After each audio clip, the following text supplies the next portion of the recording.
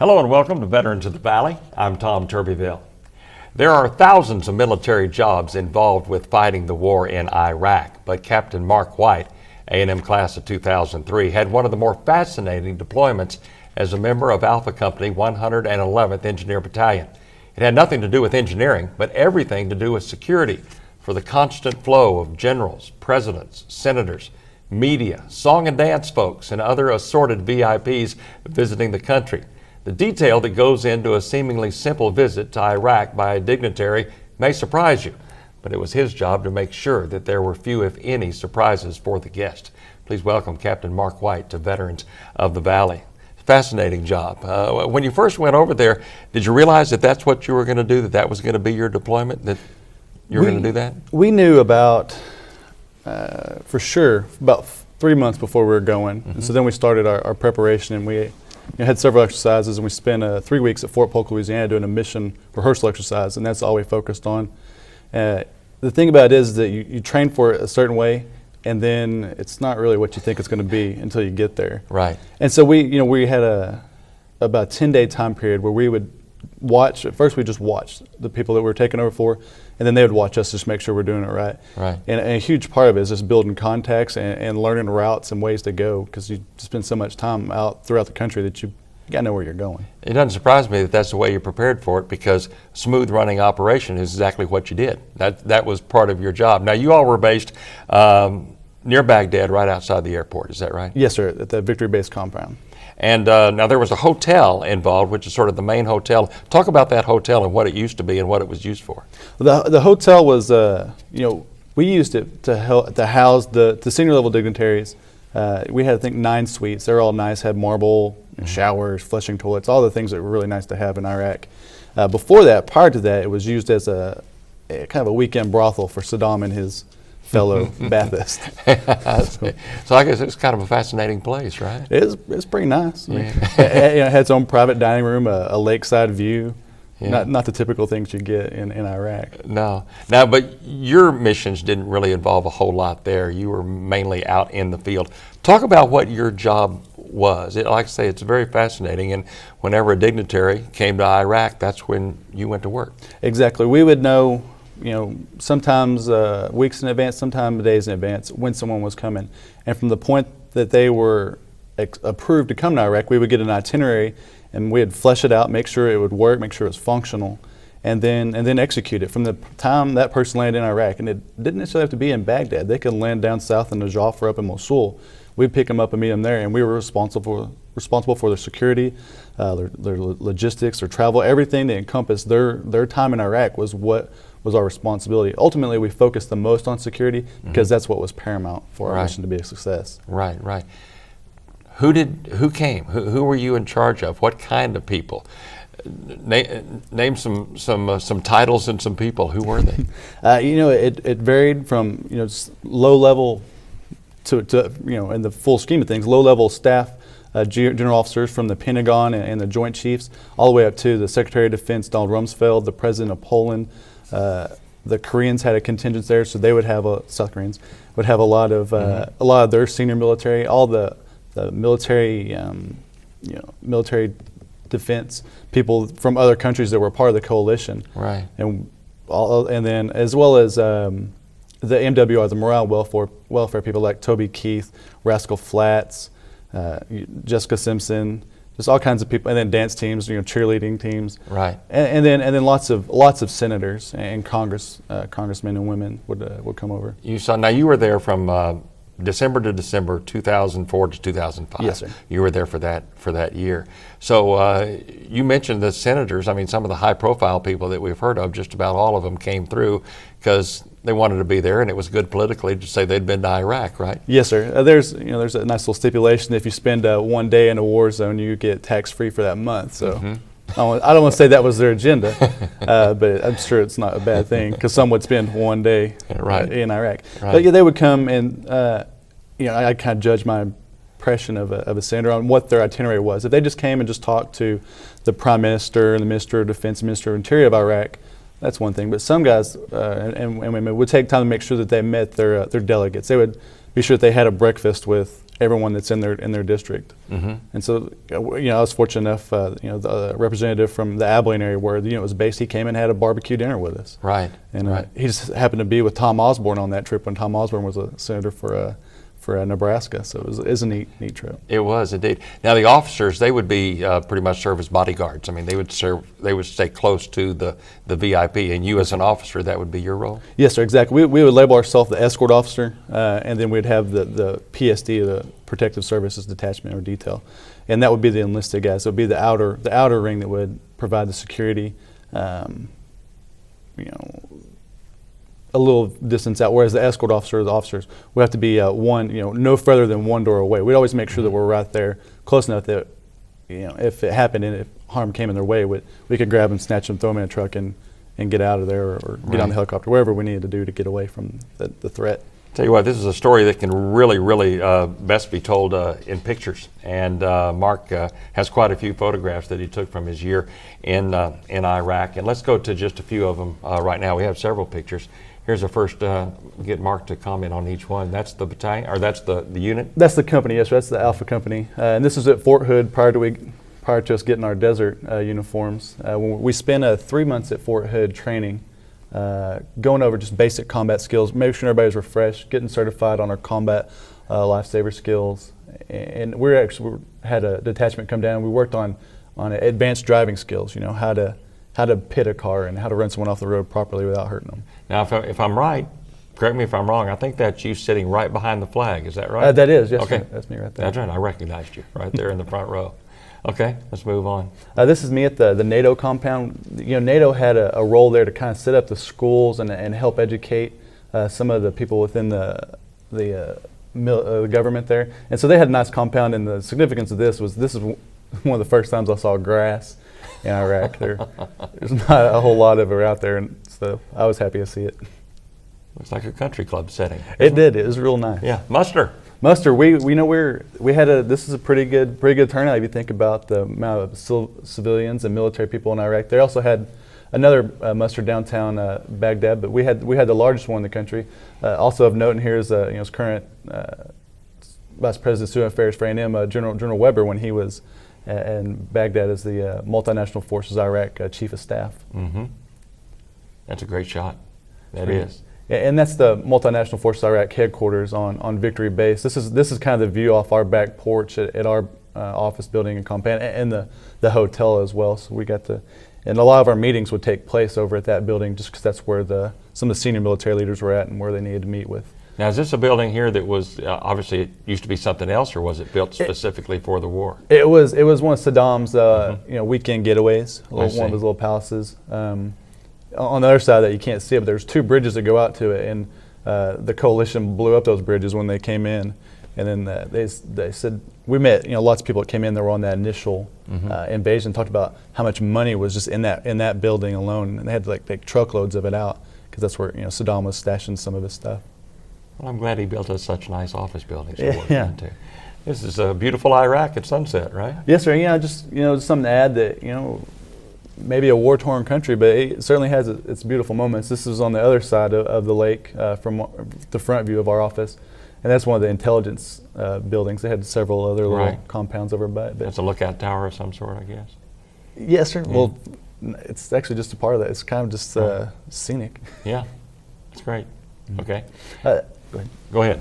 This is me. I was an escort officer for Donald Rumsfeld. One is, I think it was April 11th was when this trip was, and this is right at the airfield where the helicopters took off, right next to the embassy. We're right beside the embassy, and he's right there back there talking to General Casey, who was the force commander of Iraq at the time, and they spent a lot of time together, and I got the I got the pleasure of being the escort officer for him.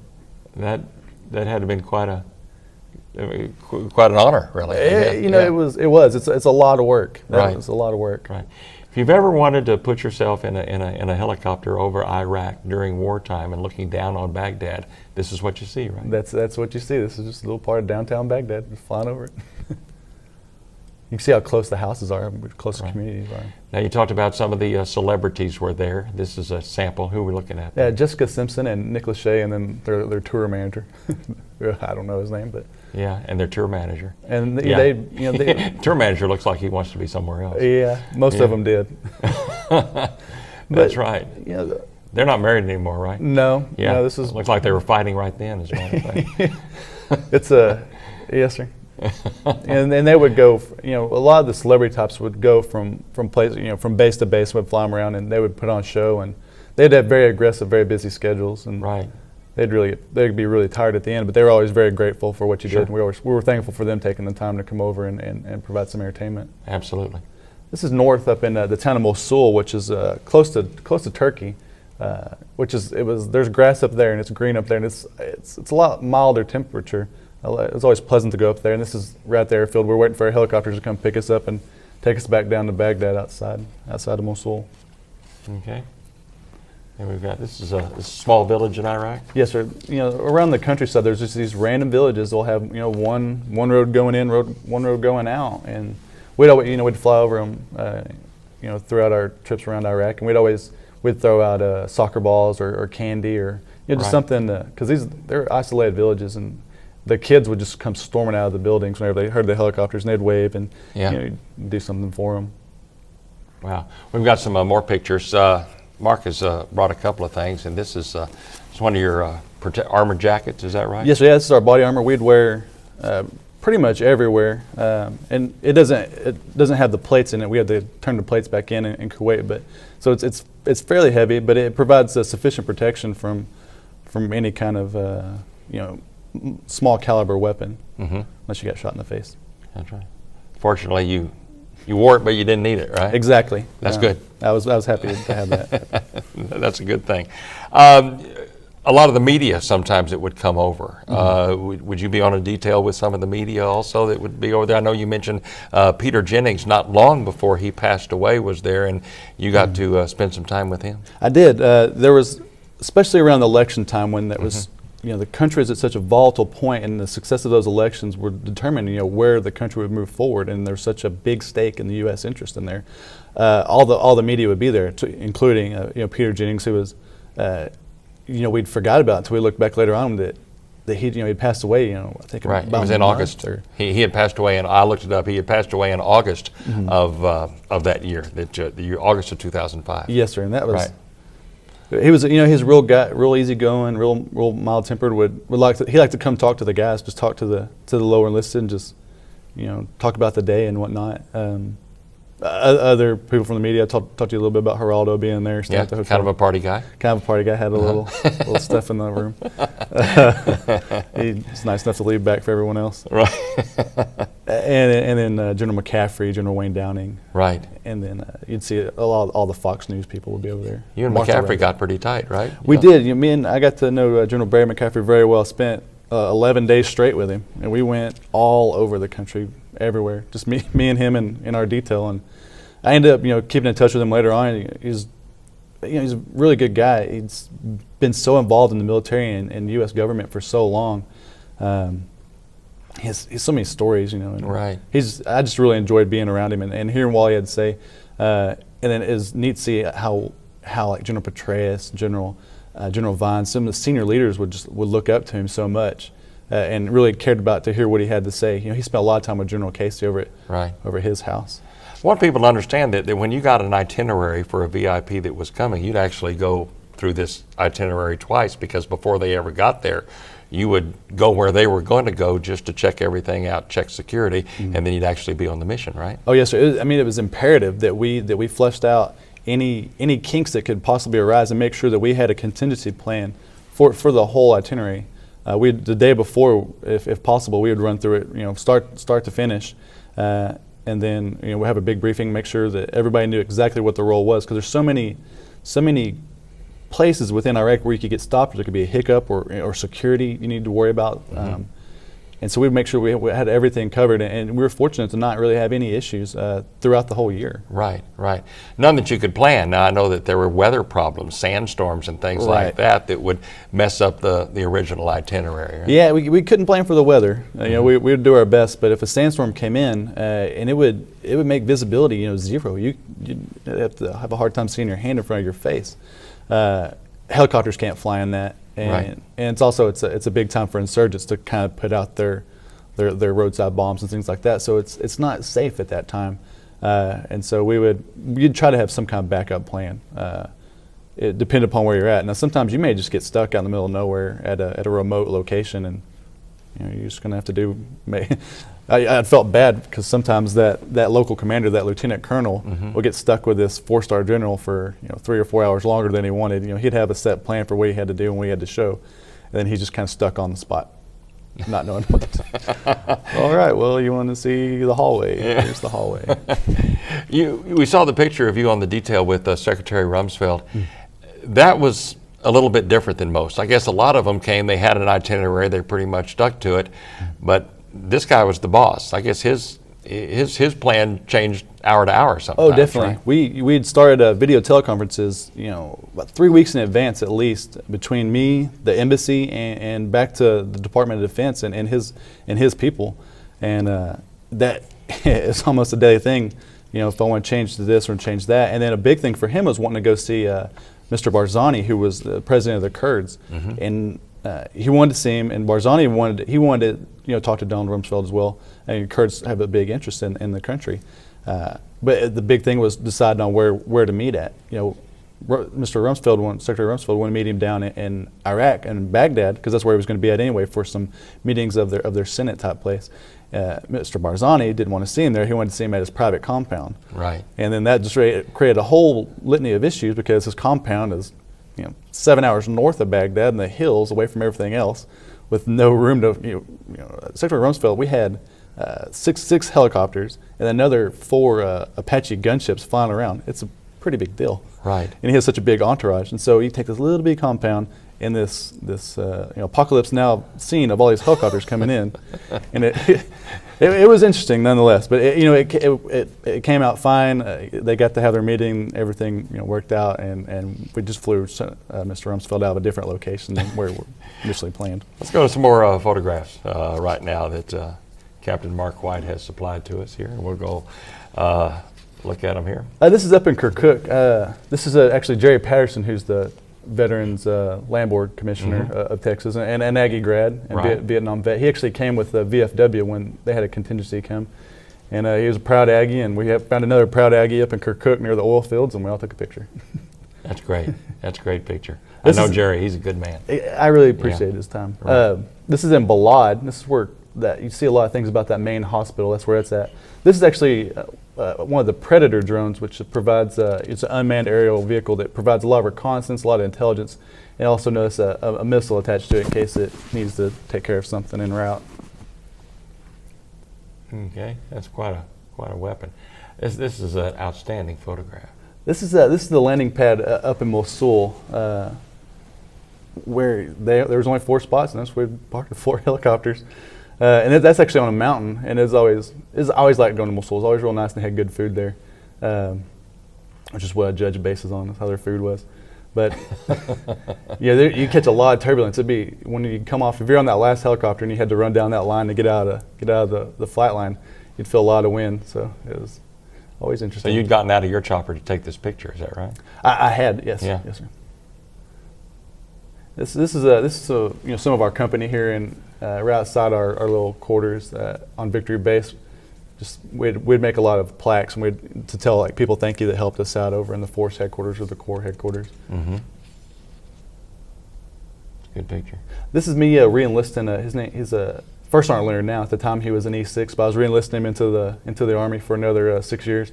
It was a kind of a pleasure for me, because when I was enlisted before, and he was actually my squad leader.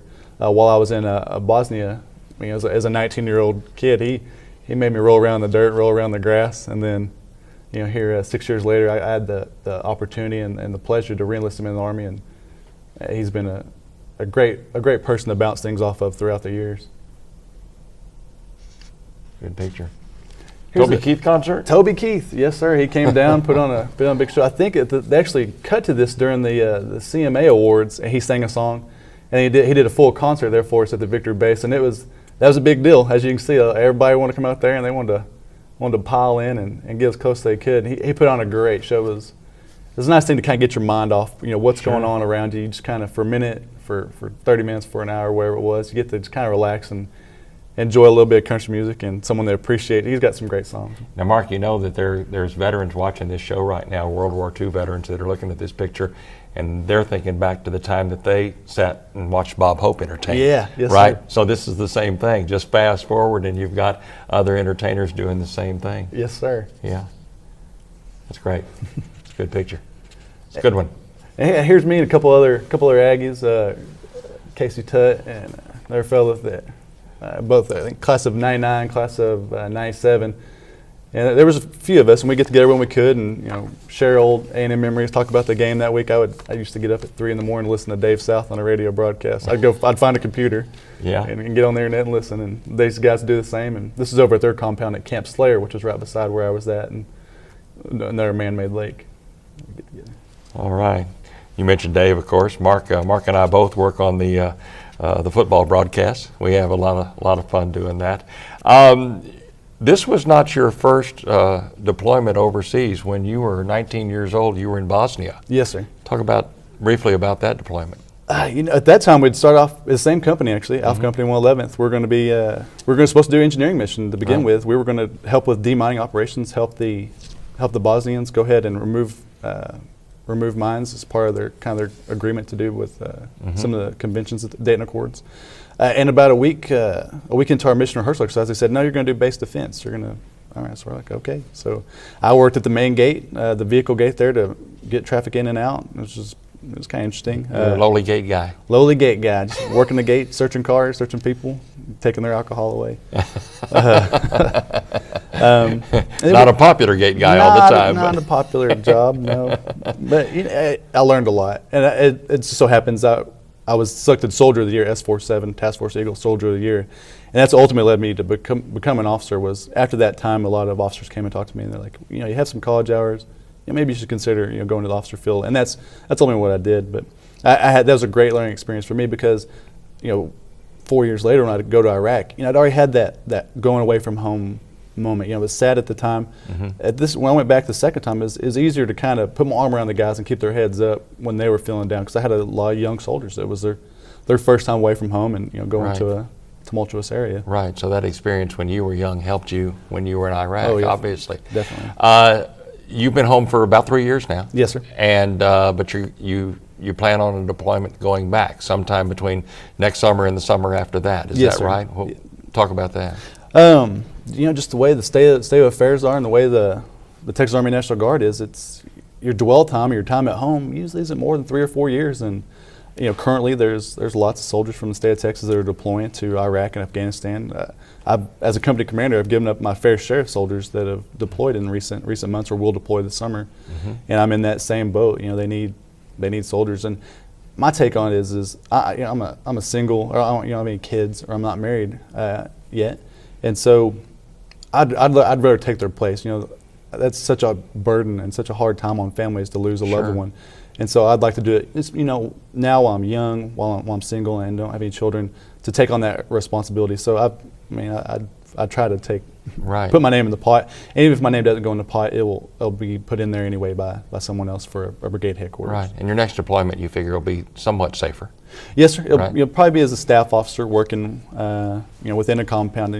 As we talked about, I went all over Iraq, from Mosul to Tikrit to Fallujah to Ramadi, all over the country. Got to see it all. Whereas this next deployment as a staff officer, I'll probably just be in one building, have a 12-hour shift, day in, day out, and very monotonous, but still has its reason for being there. Besides being on reserve duty now as National Guard duty, talk a little bit about that and also what you're doing. You're teaching over at Texas A&M. Yes, sir. I have my National Guard duty. Actually, I have drill this weekend. I'll drive up to Abilene early Saturday morning after the basketball game.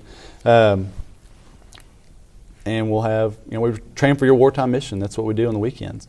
During the week, I'm a teacher, work over in the Kines department, teaching Kines 1A8s, 199s, health and fitness courses. I have 11 courses, work day, Monday through Thursday, 8 to about 5:15, 5:30.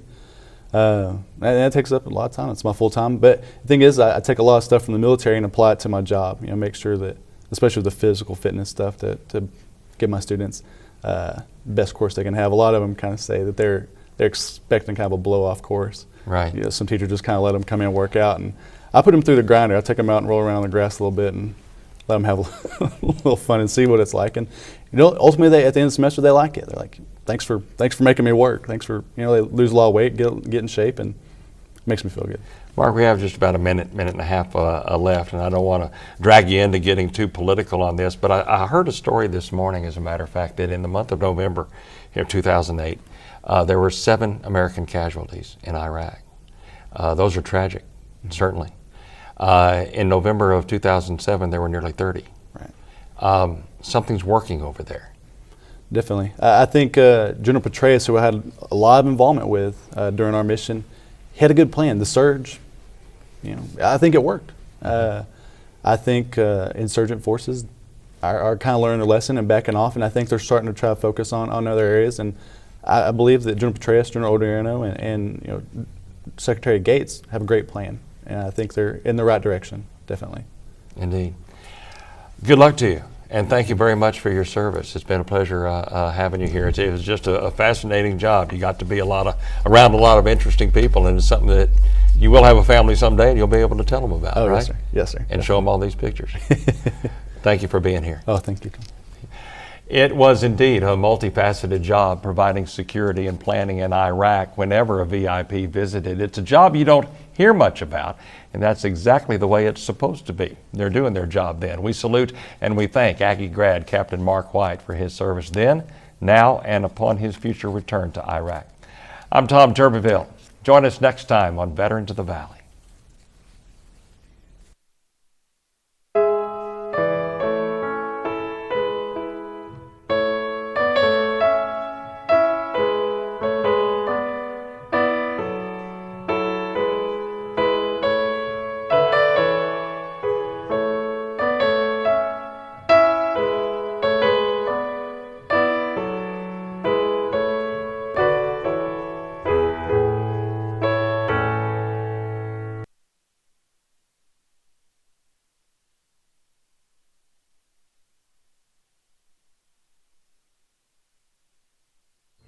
In honor of the veterans who have served our country, both past and present, First National Bank, a Franklin family community bank, proudly sponsors Veterans of the Valley.